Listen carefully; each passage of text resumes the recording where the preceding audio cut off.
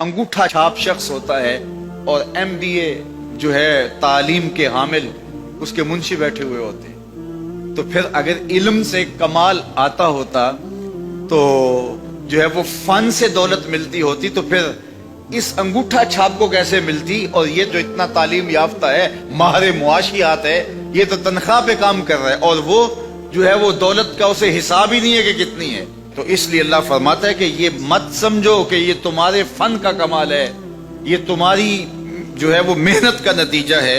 اللہ فرماتا ہے اولم یعلموا، کیا انہیں نہیں پتا؟ ان اللہ یبسط الرزق لمن یشاء، جس کو چاہتا ہے اس کے لیے رزق کے دروازے کھول دیتا ہے، ویقدر، اور جس کے لیے چاہتا ہے اس کے لیے رزق کو تنگ کر دیتا ہے۔ کئی لوگ کتنی محنت کرتے ہیں، نتیجہ زیرو، اور کچھ لوگ کچھ بھی نہیں کرتے، وہ مٹی کو ہاتھ لگائیں اور سونا ہو جائے، اور کئی سونے کو ہاتھ لگائیں تو مٹی ہو جائے۔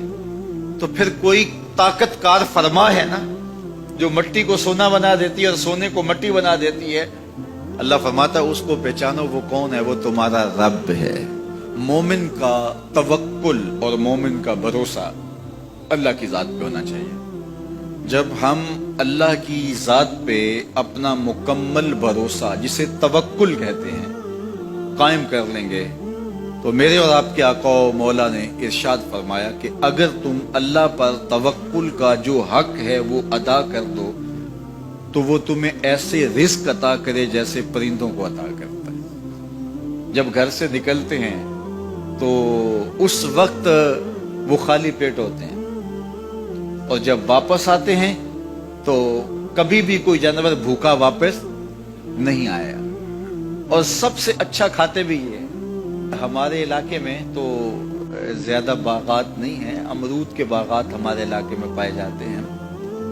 تو امرود کے باغ میں جو اگر کوئی دیہات کا شخص ہو یا جس کا امرودوں کا باغ ہو یا امرودوں کے باغ میں اس کا آنا جانا رہا ہو، اس سے پوچھئے کہ سب سے اچھا پھل امرود کے پیڑ پہ اچھا دانہ کون سا ہوتا ہے؟ کوئی آپ کو کہے کہ یار امرود توڑ کے لاؤ، میٹھا ہو اور جو ہے وہ پکا ہوا ہو اور ذائقے دار ہو، تو وہ جاؤ توڑ کے لاؤ۔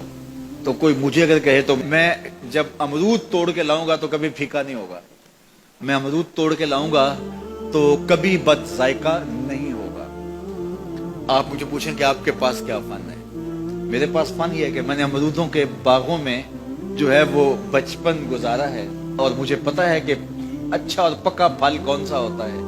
دیکھیں میں آپ کو نشانی بتا دیتا ہوں، اب نئی نسل انہوں نے نہیں دیکھا، آپ باغ میں جائیں اور شاخوں سے لٹکے ہوئے امرود دیکھیں، جس امرود کو طوطے نے کھا کے چھوڑا ہو اس کو آپ توڑ لیں، میٹھا بھی ہوگا، ذائقے دار بھی ہوگا، ایکسپورٹ کوالٹی سے بھی بہتر ہوگا۔